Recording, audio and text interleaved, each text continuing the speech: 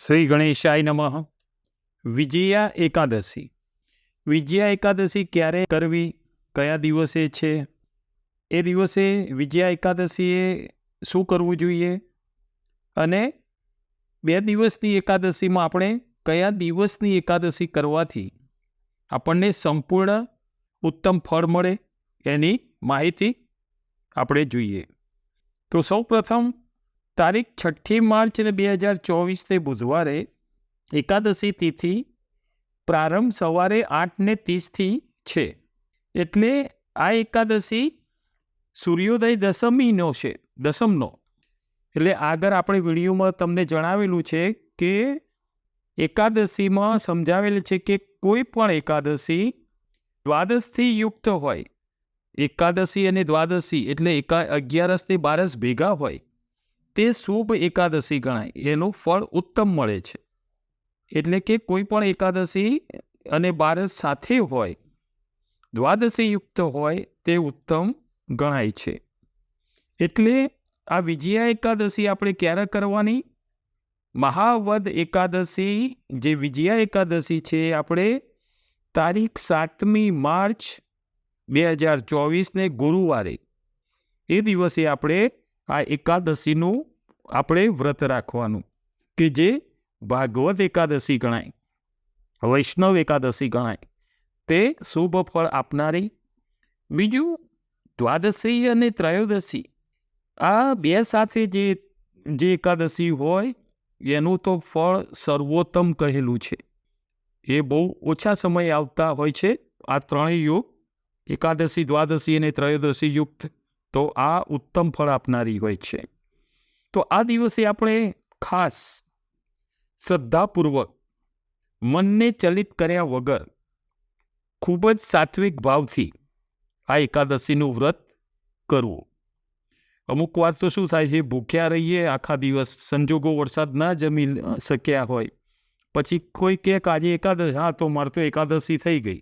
હા, બરોબર થયું, એ દિવસે ઉપવાસ રાખ્યો, પણ આગલા દિવસથી એ વ્રતનું મહિમા જાણી અને આગલા દિવસથી આપણે એનું આયોજન કરી આપણા શરીરને અનુકૂળ રીતે ઉપવાસ કરવો. પહેલું તો બહુ ભૂખ્યા રહેવાથી પણ ભગવાન મળે છે એવું નથી.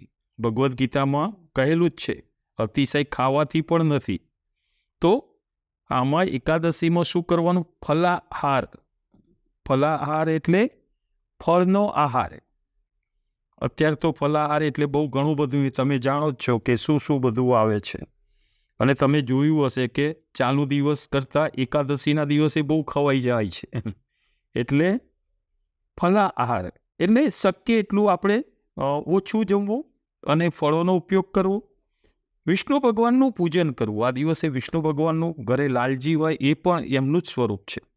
લાલજી, લાલાની પણ તમે સેવા પૂજા કરો, વિષ્ણુ ભગવાનનું પણ. આ દિવસે ગાયને ઘાસચારો કરવો. બીજું, મોક્ષના અધિષ્ઠાતા દેવ વિષ્ણુ ભગવાન છે ને એમને પ્રિય ગાય છે, તો આપણે ગાયને ઘાસચારો કરવો. એ દિવસે કોઈ પણ એકાદશી હોય, ખાસ તમારે આટલું ધ્યાન રાખવાનું કે વિષ્ણુ સહસ્ત્રનો પાઠ થાય ને તો ઉત્તમ. કદાચ સમય ના હોય તો આપણે ગજેન્દ્ર મોક્ષનો પાઠ કરી શકાય. શ્રીમદ ભગવદ્ ગીતા તમે વાંચી શકો અથવા સાંભળી શકો. આ બધું આપણે મૂકેલું છે. ગજેન્દ્ર મોક્ષનો પાઠ પણ યુટ્યુબમાં મૂકેલો છે, ભગવદ્ ગીતા પણ મૂકેલી છે. તો તમને જે અનુકૂળ હોય એ તમે એ દિવસે સવારે અથવા સાંજે તમે તમારા સમયની અનુકૂળતા પ્રમાણે. ઘણા લોકો કે જે સમય મળતો નથી, પણ આપણે જ્યારે સૂતા હોઈએ ને ત્યારે એકદમ તો સૂઈ જતા નથી. તો આવું સાંભળતા આપણે એ સૂવાના ટાઈમે પણ આ સાંભળો તો પણ ઉત્તમ છે. અને કદાચ આપણે આ બધું ના કરી શકીએ તો એનો જે ટૂંકા મંત્રો છે વિષ્ણુ ભગવાનના, ઓમ વિષ્ણવે નમઃ, અથવા ઓમ નમો ભગવતી વાસુદેવાય, ઓમ નમો નારાયણ, આ બધાય તમે મંત્ર કરો ને તો પણ ઉત્તમ છે. અને ખાસ વ્રત, તપ, જપ, તપ બધું કરો તમે, પણ વડીલોની મર્યાદા, મા બાપની સેવા અને કોઈને દિલ દુભાવે તેવું વચન ન બોલો ને તો એનાથી પણ એ ઉત્તમ છે. કેમ કે આપણે પૂજામાં ઘણીવાર હોય છે, પેલા કળશ ઉપર શ્રીફળ મૂકીને જે પુણ્યવાચનનો પ્રયોગ મહારાજ કરાવે છે ને, ત્યારે એમાં ઉમરાના દેવ છોડી ડુંગરાના દેવ પૂજવા ન જવાય. તો ઉમરાના દેવ કીધું છે માતૃદેવો ભવ પિતૃદેવો ભવ. તો એમનું પણ તમે માન સન્માન, એમની આજ્ઞા મરો, એ પણ આવા સમયે, આવા વ્રતના સમયે એમની સેવા પણ ઉત્તમ ફળ આપનારી હોય છે. કેમ કે પ્રત્યક્ષ દેવ એ છે.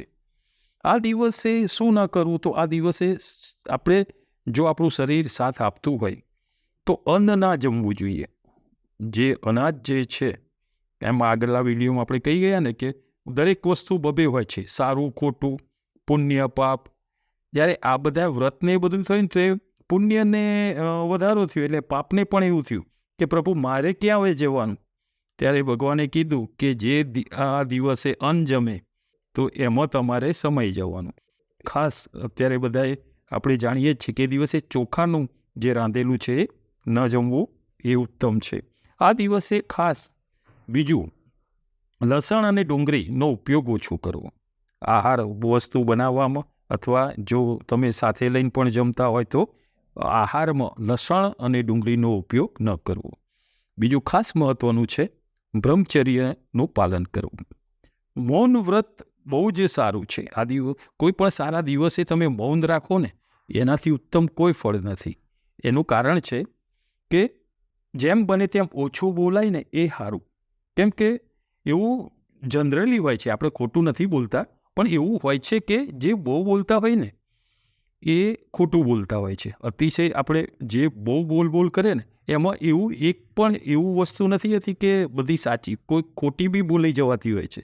આપણને ખબર હોતી નથી, પણ જ્યારે એ સંવાદ યાદ કરવામાં આવે ને, વિચારવામાં આવે ને, ત્યારે ખબર પડે કે હા, આ તો આપણે ખોટું બોલાઈ ગયું હશે, હવે વાંધો નહીં. બધા અમુક લોકો તો શું કહે છે કે અમુક તો ચાલે. ના, એવું નહીં હો. કોઈ પણ વસ્તુ જાણી જોઈને ના થાય એ ખાસ ધ્યાન રાખવાનું. અજાણતા થઈ જાય એ ચાલે.